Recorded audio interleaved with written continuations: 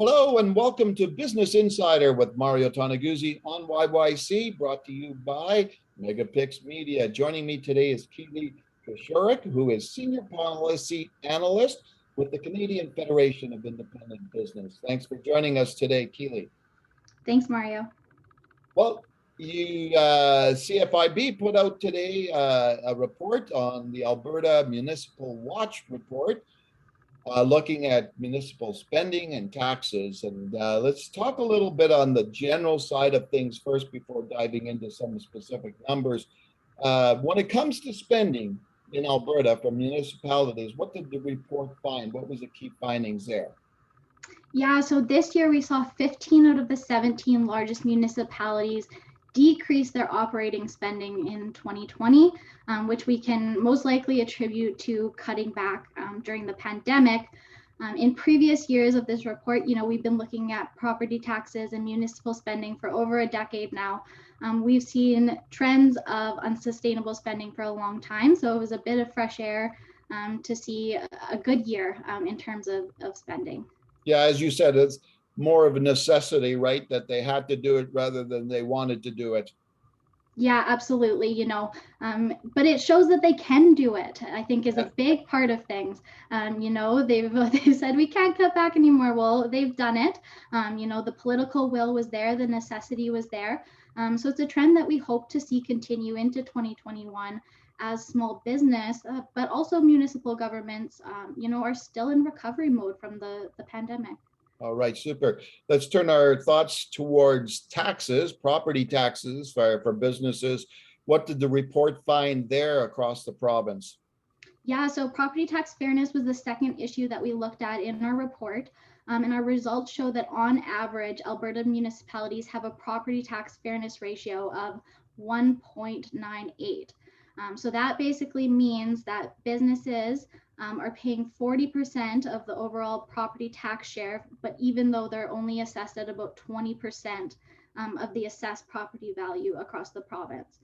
So quite a bit of unfairness in property taxes. That's still a major issue for small business. Okay, we'll return to the property tax thing in a second, but I wanted to ask you about the spending. I found interesting in the report that Cochrane had the lowest per capita for spending at $1,452, which was quite interesting. What was Calgary's, by the way? Yeah, so Calgary came in at 2,317 this year, or 2020. In 2020 they did. And that is down from 2017 from about $2,500, like we said, but that was mostly a necessity during the pandemic.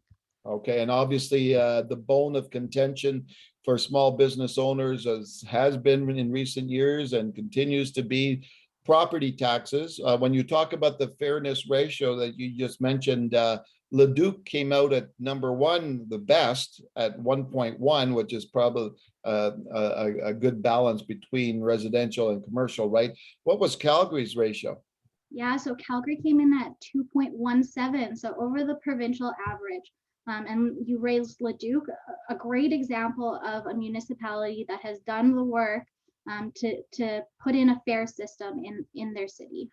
Yeah. So what, when you look forward, obviously we have municipal elections coming up in the fall, for small business owners, property tax situation is probably going to be number one on their minds, isn't it? Well, we would hope so. We're calling on all municipal candidates, no matter what municipality they're in, to make property taxes a priority and address those issues of municipal spending and property tax fairness. Our survey results show that not increasing or opposing additional costs on businesses will really help them succeed and get through this economic recovery period. So, when we're looking at costs, like for small businesses, right? Obviously one of their biggest costs is rent, and there have been a lot of programs in place throughout the pandemic to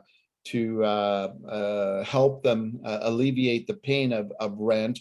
There have been other programs through the federal government, like wage subsidies and stuff like that, business accounts, etc. So there's been a lot of relief from that end. I'm just curious, have governments, municipal governments given any property tax relief at all to business owners?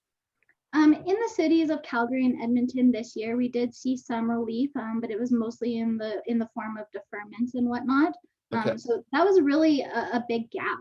And property taxes are insensitive taxes, basically meaning that regardless of whether a business is profitable or not, or how much money they're bringing in, they still have that bill at the end of the day.